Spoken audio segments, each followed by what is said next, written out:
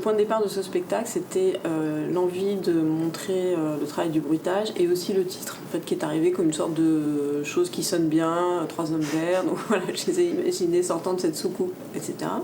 Et avec les trois comédiens donc, qui étaient à l'origine de la création du spectacle, donc Adèle Haenel, Gaëtan Vourge et Pascal Cerveau, on a eu envie de... Enfin, en fait, on a improvisé ensemble cette langue martienne, qui était donc une sorte de cahier des charges au départ, à partir de plein de choses. En fait, c'est un collage de norvégien, de japonais, enfin, tous les mots qui nous intéressent ou les expressions enfin, voilà, qui sonnent de façon souvent décalée avec ce que ça désigne. Enfin. Et en fait, au début, je leur ai notamment montré une vidéo de la Ursonate de Kurt Schwitters. À un moment donné, Schwitters répète cette sorte de phrase qui est Langkettergull, et c'est devenu le nom de la chef des Martiens. Donc elle s'appelle Langkettergull, alias Lanky pour les intimes. Donc voilà, c'est des choses comme ça en fait. On a écouté ensemble des choses de poésie sonore. Il y a plein de choses, enfin, voilà, qui viennent des comédiens aussi, qu'ils ont improvisé en faisant en fait. Mais ça évolue, c'est une langue vivante. Pititik, Jetix Pititik. Andai Zukat,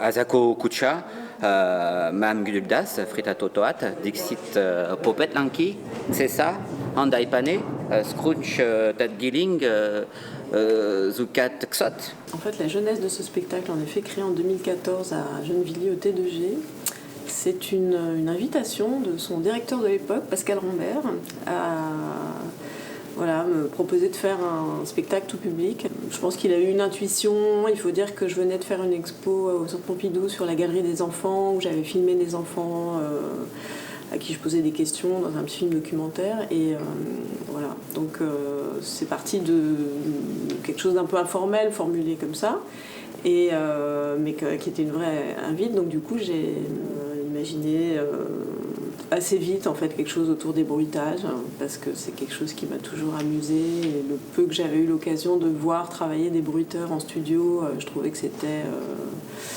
à la fois visuel et sonore, et pour des enfants très ludique. Et ça a résonné assez naturellement en fait, parce que même si je ne me l'étais pas vraiment formulé, il l'a fait pour moi finalement, Pascal Rambert, mais l'enfance c'est vraiment quelque chose qui est très présent dans mon travail depuis toujours, le rapport à la langue, au langage, et voilà, et à la parole, déformer la façon dont on entend les choses, dont on les interprète.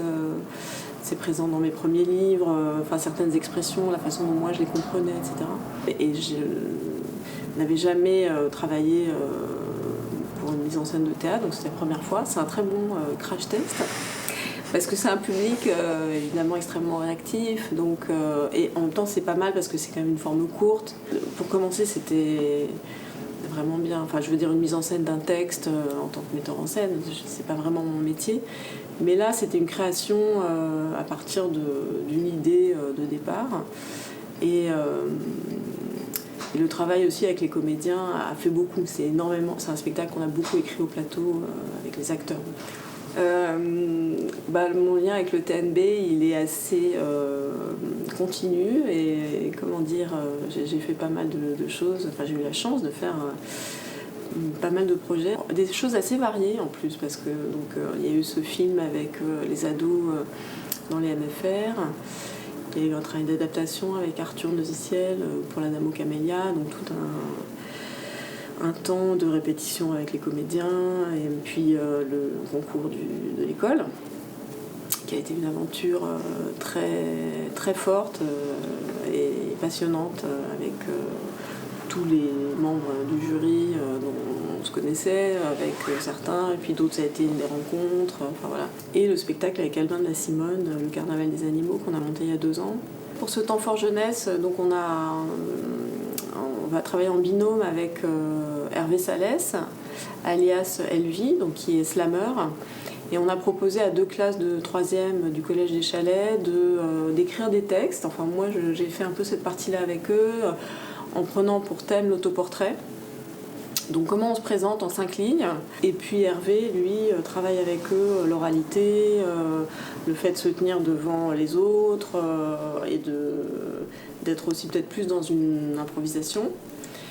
Voilà, avec moi, ils sont plus dans l'écrit, enfin dans l'écriture, avec ce que ça comporte d'accompagnement aussi, parce qu'il ne faut pas qu'ils soient trop intimidés par attention, vous allez écrire avec un écrivain, enfin, voilà, qui vient, une écrivaine. Puis avec Hervé, ils sont dans un rapport plus spontané.